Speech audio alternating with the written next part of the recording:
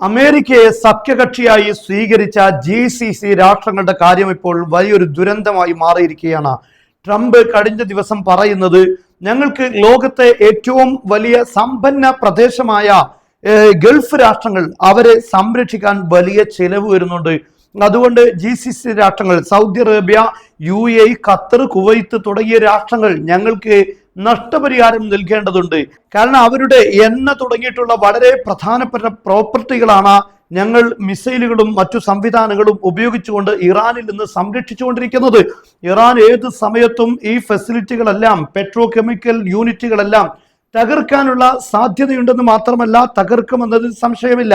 നിരന്തരം മിസൈലുകൾ വന്നുകൊണ്ടിരിക്കുകയാണ്. ഇത് സംരക്ഷിക്കാൻ ഞങ്ങൾക്കൊരു വലിയ ചിലവ് വരുന്നുണ്ട്. അതുകൊണ്ട് ഈ രാഷ്ട്രങ്ങൾ അതിന്റെ പേയ്മെന്റ് ചെയ്യേണ്ടതുണ്ട്, നഷ്ടപരിഹാരം നൽകേണ്ടതുണ്ട് എന്നാണ് പറയുന്നത്. ഒരു ഭാഗത്ത് ഇറാൻ പറയുന്നു അമേരിക്ക ആക്രമിക്കുന്ന ആക്രമണങ്ങളുടെ നഷ്ടപരിഹാരം ഈ GCC രാഷ്ട്രങ്ങൾ തരണം, കാരണം അവരുടെ ടെറിറ്ററിയിൽ വെച്ചിട്ടാണ് ഞങ്ങൾ ആക്രമിക്കുന്നത്, അതുകൊണ്ട് ഞങ്ങൾക്ക് നഷ്ടപരിഹാരം വേണമെന്ന് പറയുന്നു. യഥാർത്ഥത്തിൽ ഈ GCC രാഷ്ട്രങ്ങൾ ഇറാൻ മുഖേന ആക്രമിക്കപ്പെടുന്നതിന്റെ പ്രധാനപ്പെട്ട കാരണം അമേരിക്കയുടെ ബേസുകളാണ്. ആ ബേസുകളെ സംരക്ഷിക്കാൻ പോലും അമേരിക്കക്ക് സാധിക്കുന്നില്ല. ഈ ബേസുകൾ മാത്രമാണ് യഥാർത്ഥത്തിൽ GCC രാഷ്ട്രങ്ങൾക്ക് നേരെ ഇറാൻ ആക്രമിക്കാനുള്ള കാരണം.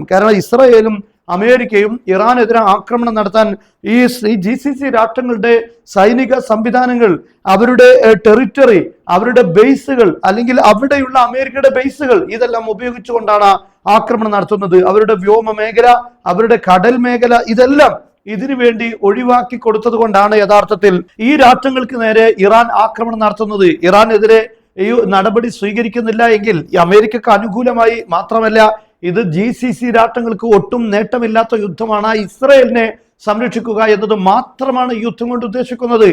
എന്നാൽ അതിനുവേണ്ടി അമേരിക്കയുടെ ബേസുകൾ ഉപയോഗിക്കുന്നത് മുഖേനയാണ് ഈ രാഷ്ട്രങ്ങൾ ആക്രമിക്കപ്പെടുന്നത്. എന്നിട്ട് പോലും അതിന് ഇത്തരത്തിലുള്ള നഷ്ടം തരണം എന്ന് ട്രംപ് പ്രഖ്യാപിക്കുമ്പോൾ യഥാർത്ഥത്തിൽ ഏറ്റവും വലിയ, ഞങ്ങളെ പ്രൊട്ടക്ട് ചെയ്യാൻ ഏറ്റവും വലിയ ഒരു സഖ്യകക്ഷിയാണ് അമേരിക്ക എന്ന് വിചാരിച്ചിരുന്ന ഈ GCC രാഷ്ട്രങ്ങളാണ് ഇപ്പോൾ യഥാർത്ഥത്തിൽ ആശങ്കയിലായിരിക്കുന്നത്. അവരെ സംബന്ധിച്ചിടത്തോളം കടലിന്റെയും കടലാടിയുടെയും ഇടയിലാണ്. എന്താണ് ചെയ്യേണ്ടത് എന്ന് അറിയാത്ത ദുരന്തപൂർണമായ സാഹചര്യങ്ങളിലേക്കാണ് GCC രാഷ്ട്രങ്ങൾ ഇപ്പോൾ എത്തിപ്പെട്ടിരിക്കുന്നത്.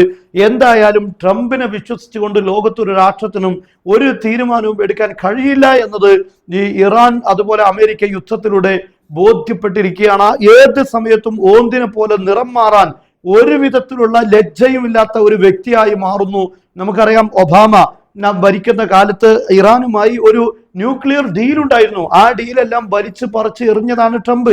അങ്ങനെ വാക്കുകൾക്ക് ഒരു വിലയുമില്ലാത്ത ഒരു വ്യക്തിയായി അമേരിക്കൻ പ്രസിഡന്റ് മാറുന്നു എന്നതാണ് ലോകത്ത് ഇന്ന് ഏറ്റവും കൂടുതൽ പ്രതിസന്ധിയിലാക്കിയിരിക്കുന്നത്.